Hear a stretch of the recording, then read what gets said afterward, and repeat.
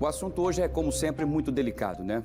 Vocês viram a barbaridade que foi feita com a moça grávida porque simplesmente pedia responsabilidade pelo ato cometido, no caso, um bebê que estava sendo gerado pelos dois ali, né? Pela mulher, mas feito pelos dois, né?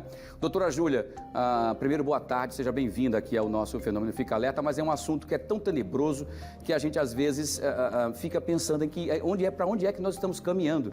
6,2% aqui, então, no Nordeste, mulheres sofrem enquanto estão grávidas, é isso? Pelos seus companheiros ou ex-companheiros ou amantes, enfim, é isso mesmo? Boa tarde.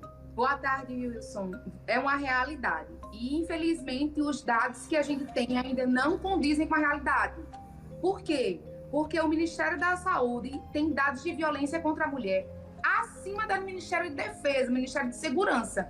Então, quer dizer que mulheres entram mais no hospital do que vão à delegacia? O que comprova é que a mulher tem uma grande dificuldade, principalmente durante a gestação, por diversos fatores, de procurar as autoridades e formalizar a denúncia. E essas mulheres acabam sendo vítimas de violência ainda mais grave, como foi o caso desse aí que apresentou, que é do feminicídio. Óbvio que a mulher não foi do dia para a noite que ela sofreu a primeira violência. Ela vem sofrendo violência e no momento de tensão, que no caso para ele foi a gestação, ele decidiu acabar com as duas vidas de uma vez só. Óbvio que também nós temos, inclusive aqui no estado de Alagoas, diversos homens que tentam obrigar a mulher a praticar o aborto. E nós precisamos ficar muito atentos a tudo isso, porque nesse caso que a gente está falando, a mulher está morta, não sequer pode responder e não tem um ânimo de retirar. Mas muitas mulheres, pressionadas pelo seu agressor, acabam cometendo o aborto e praticam assim também um crime. E isso acontece, Wilson, principalmente porque as leis elas estão sendo muito brandas. Quando você se fala de um aborto, a gente não tem como se fosse uma vida sendo tirada, é um nascituro. Porque se fosse uma criança já tido nascida, ele responderia por homicídio. E aí a pena varia bastante, podendo chegar até 30 anos. Mas quando se fala de aborto, a pena é tão pequena que muitos deles não se sentem com medo de praticá-lo. A pena do aborto, quando praticado com a anuência da mãe, é de 1 a 3 anos só. É muito pequeno, você matou um nascituro, que para mim já é uma criança, mas a justiça não entende como criança, entende como nascituro, é de 1 a 3 anos. Quando praticado contra a vontade da mãe, que é o caso que está aí, a pena é de 3 a 10, mas não chega nem perto da de homicídio e do feminicídio, porque a pena de feminicídio ela varia entre 12 e 30 anos. Então, eu quero aproveitar o seu espaço para dizer para as mães e para as mulheres que estão em casa sofrendo violência, porque a violência não para de existir. Se a mulher estiver achando que vai engravidar e durante a gestação vai parar, os dados comprovam que a violência não para. Então, fique bem atenta. Porque caso ele obrigue você a fazer o aborto, você tem que denunciar de imediato para que ele responda sozinho. Que isso seja contra a sua vontade. Se ele está pressionando você, você tem alguns direitos impostos pela Lei Maria da Penha. Mas eu só fui uma noite, eu não tenho compromisso, eu sou amante. Não tem problema nenhum. Você pode ter tido relação com ele esporádica, você pode ele ter uma outra relação, ser casado, ter um compromisso notório, não interessa, seus direitos como mulher permanecem. E aí, voltando para esse caso aí, ele vai responder por um homicídio qualificado, que é o feminicídio, acrescido do responder também pelo aborto.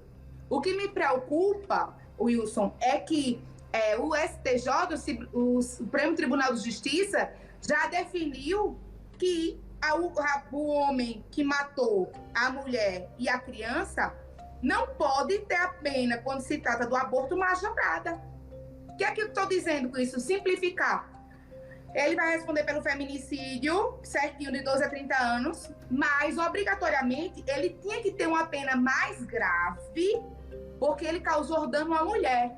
E aí o STJ veio e disse que não, que ele já responde pelo feminicídio, então a pena dele só vai ser quanto a criança que ele matou, de 3 a 10 anos. Então imagine, réu primário, com bons antecedentes. Residência quando fixa. Daqui a pouco, tá na rua, novamente. Verdade. Agora, doutora Júlia, essa é uma das coisas que eu venho batendo há muitos anos. Há mais de 20 anos que eu bato nessa tecla o tempo inteiro para a gente poder rediscutir o Código Penal, o processo penal, cheio de brechas, cheio de vagas, de proteções para a bandidagem, enfim, tudo mais. Uma das coisas que me deixa muito angustiado é você ver que ele acabou saindo do flagrante, depois se apresentou, ou então alguém foi lá e buscou, né? Ele prestou esclarecimentos, contou friamente o que aconteceu e depois saiu pela porta da delegacia do mesmo jeito que entrou para responder ou então para fugir. A nossa legislação não está bastante frouxa, principalmente em relação a isso, deixando mais vulnerável ainda as mulheres? Wilson, essa semana que passou, que eu estive afastada das redes sociais, me veio algo na cabeça que é notório.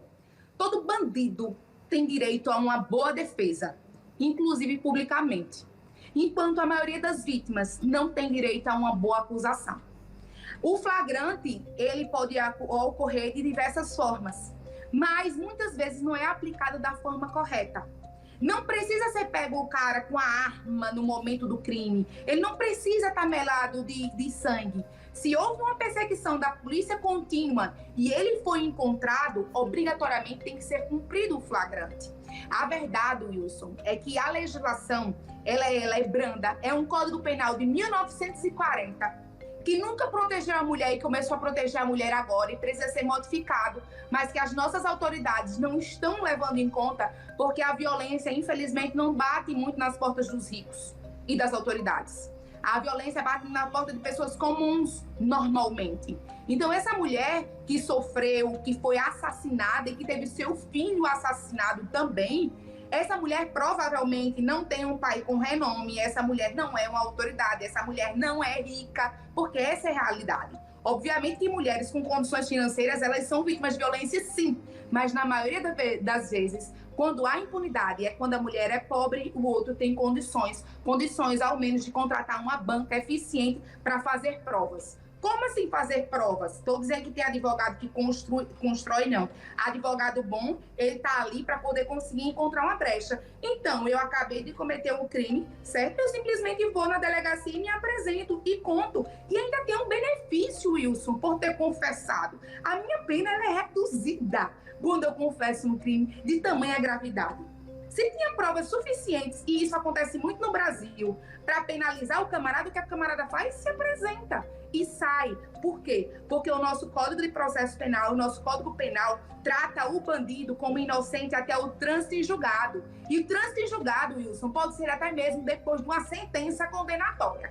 É por isso que muita gente reclama da imprensa e das redes sociais que fazem justiça. Mas a verdade é que muitas pessoas são silenciadas pela falta da agilidade da justiça. E para que isso aconteça, é necessário que a gente modifique a legislação, para que haja uma penalidade muito forte e firme, para que essa sensação de impunidade que a mulher tem hoje, ela é proveniente da falta do Estado, falta de, muitas vezes, uma perícia que tenha uma condição de comprovar que realmente houve um crime, falta de uma defesa. A Defensoria Pública do Estado de Alagoas, ela é altamente eficiente, mas a Defensoria Pública do Estado de Alagoas não acompanha a vítima dentro da delegacia. São poucas as vítimas que são acompanhadas pela promotoria ou pela Defensoria Pública dentro da delegacia. Então, muitas vezes, a vítima entra dentro da delegacia como vítima e sai como ré. Então, é necessário que a gente possa trabalhar o Código Penal e trabalhar o nosso Estado para poder dar uma resposta e uma segurança jurídica para as mulheres, crianças, idosos, para as minorias, para o pobre em si. Porque eu entrar na delegacia, eu vou gritar alto. Mas um pobre entrando na delegacia, uma mulher negra, que eu não tenho nem local de fala, entrar dentro da delegacia, como é que ela é tratada? Como ela é tratada na rua? Então, como você falou, está corretíssimo. Nós temos que modificar o Código Penal e modificar o processo penal. Mas isso só vai acontecer quando o povo, eu, o Wilson e quem está em casa assistindo, comece a brigar e reivindicar. Qual o deputado, qual o senador, qual o deputado federal, qual autoridade que você conhece que está levantando a sua bandeira e brigando? Não estou falando de mídia, não, de entrar dentro de uma rede social e fazer uma notinha. Briga entre marido e mulher, se mete a colher. Qual? Hoje, pela manhã, a gente recebeu, eu cheguei no Brasil hoje, pela manhã, a primeira coisa que eu fiz quando cheguei foi receber uma ligação que um pai tinha pego 2 crianças na porta do colégio e ninguém fez nada, as crianças chorando, desesperadas, segurando na babá, e ninguém faz nada. Por que não faz nada? Porque tem medo. porque tem medo do agressor, porque há uma impunidade. E essa impunidade vem da falta de legislação. E a legislação, a gente coloca os nossos líderes para legislar. E não tem sido feito isso. Então é necessário que a gente bata firme aí, que a gente se junte, o Wilson, com sua voz forte, com esse fenômeno que é o Fique Alerta, para que se modifiquem essas realidades. Muito bem, é isso mesmo, doutora Júlia. Acho que todos nós juntos somos uma força muito grande. Nós, o povo, somos um elefante amarrado numa cadeira de plástico. A gente acaba se contentando porque está preso com a cadeira de plástico, quando na verdade a força é nossa. É só a gente mudar o nosso conceito. Doutora Júlia, mais uma vez, seja bem-vinda aqui ao nosso querido Brasilzão, lindo, maravilhoso. E a gente volta depois a trazer mais informações aqui na próxima semana. Beijo, sucesso, saúde. Morrendo de saudade, beijo grande e contem sempre com a gente, né? Com a Associação Amo que tá aí, para que essa mulher possa ser acolhida. Wilson, te amo, um beijo para toda a equipe. Também te amo. Sucesso para você, seja bem-vinda, linda. Se cuide, saúde, bom final de semana. Nossa doutora Júlia Nunes, se você quiser acessar também, tá aqui, @Júlia Nunes. Beijo para você, lindona. Aqui, ó, hashtag, @JúliaNunes, _mulher, tá? Você acessa, interage com ela. Pode também trazer, sugerir assuntos a serem debatidos aqui no Explica Pra Gente, como acontece todas as sextas-feiras com ela aqui, tá bom? Muito bem.